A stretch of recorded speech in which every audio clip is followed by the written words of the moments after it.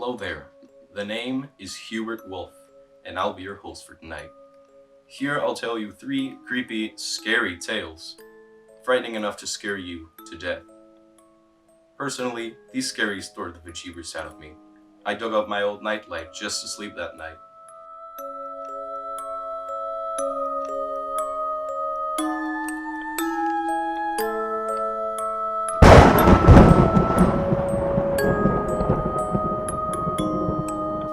Haha! I applaud your bravery for continuing on this moment with me. I guess we shall begin. This first story is called The Cookie Monster.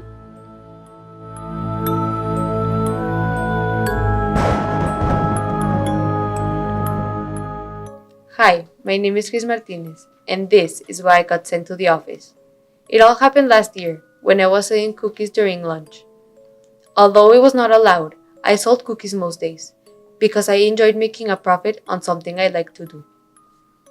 So there I was, sitting with my friends, in the cafeteria when all of a sudden, I felt a dark presence surrounding me, choking me. I felt a bad feeling in my stomach, as if I was someplace I wasn't supposed to be at. I nervously looked around, and was horrified at the sight that was waiting for me. It was Mr. Stepanek. I have heard his name before. He taught math class, but he has never been my teacher. Rumor had it, he once threw a student out of a window for eating in his class. The student was never seen again. I gulped. Are you selling cookies? He bellowed, piercing his eyes into mine. I couldn't think. I was completely terrified. My frozen brain had left me helpless at the hands of Mr. Stepanek. No, I said. It was the only thing I could say. I don't know why I didn't say yes. I was stupid at the time. Yes, you're selling cookies, He said, lowering his voice. My heart was leaping inside me, sweat was rolling down my forehead, and it felt like the room was 1,000 degrees. No, I'm not selling cookies, I started. Oh, a seller and a liar. He shouted, laughing at his own wit. You're coming with me. He said, inching his face so close to mine that I could see the red veins in his eyes. To the office. It was as though the whole world shook. I couldn't do nothing else but to do as I was said. So I stood up and made my way to follow him. He said, Everything. This is gonna take a while.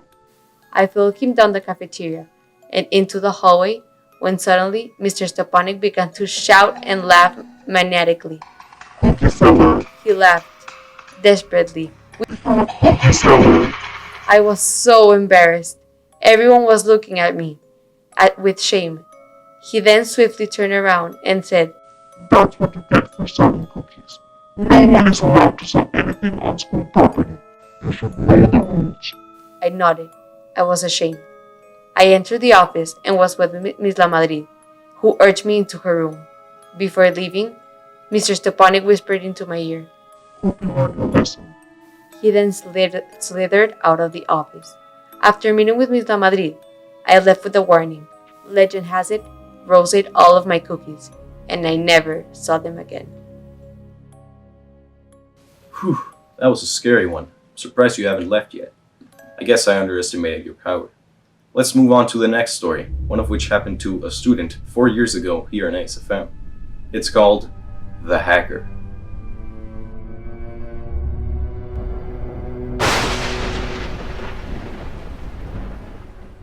My name is Kathleen Fein, and this is how I got sent to the office. I was in 8th grade, and the school had recently blocked various websites through the students' Wi-Fi. Among the fallen were various gaming sites, blog spots, and inappropriate content. I would have been fine with the change if they hadn't made it so personal, if they hadn't blocked Spotify. Spotify has always been and always will be my holy grail, my muse. I listen to music on it all the time, and frankly, I can't concentrate without it. This was my worst nightmare. I couldn't listen to music on Spotify anymore. My life was over. My desperation almost led me to resort to YouTube, the purgatory of loud ads. But I wouldn't give up that easily. I wanted more speed, more access, more. My hope was almost torn into shreds until I realized that I possessed the power to change my destiny. No more slow internet. No more unreliable Wi-Fi that would be gone forever. And more importantly, Spotify would be back. My mother is a Spanish teacher in elementary school. And since she was a teacher, she had access to the most sought-after item of all time, the password to the ASFM Wi-Fi. This legendary Wi-Fi could give you extremely fast download speeds, video runtimes, and so much more. The time to avenge my stolen music had come at last. I stole the password from my mom while she wasn't looking, and when I arrived to school the next day, I connected to ASFM. Finally, I had won. I had access to an array of websites, videos, and my prized possession, Spotify. My music listening days had come to last. It wasn't long before other people heard that I had access to legendary Wi-Fi, and the password that once I had called mine was shared around the school. The abundance of people using this network caused it to slow down, like the previous Wi-Fi. This, unfortunately, caught the attention of the office, who noticed a lot more people using the teacher's Wi-Fi than before. They started an investigation to find out who was the culprit, who was nicknamed by the community the hacker. They eventually caught me and called me to the office. They interrogated me, and I stood my ground until I caved in. What did you use it for? Mr. Scott shouted at me. Spotify, I smirked. My blunt answer did not satisfy him, but it was the truth. I wasn't ashamed. I knew I had done what was necessary. I left with a lunch detention, but I came back a hero. Now, that was intense. I almost peed my pants. You can leave out any time, you know. How are you holding up? Okay, I guess I'll read the next and final scary story. This one is called The Impressionist.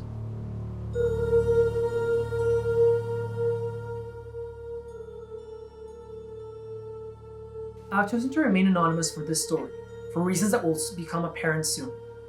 Tick-tock. I've always had a strict moral code, but I also have very strong friendships. This combination turned out to be troubling, to say the least.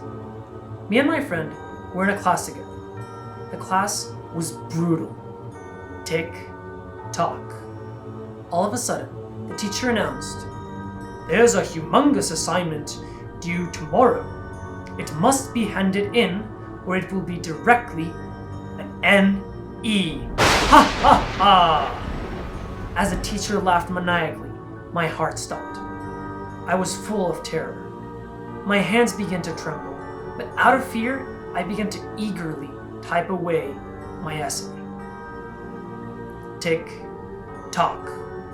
My fingers started to cramp, and as I poured my soul into my paper, my friend kept watching Gossip Girl in the corner of the classroom with my Netflix account. Tick-tock.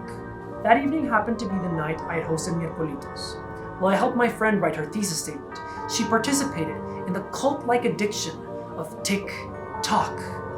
As I left to grab more chips and soda for my friends, I saw my friend's eye turn red, and an evil smirk was planted in her face. Tick-tock. When I got back, everyone was still doing the annoying TikToks. I turned my paper in and anxiously awaited the results. Next morning, I received an email about a possible academic dishonesty. At that moment, my heart stopped beating, and with all my remaining air, I checked my power score. My worst nightmare had come true.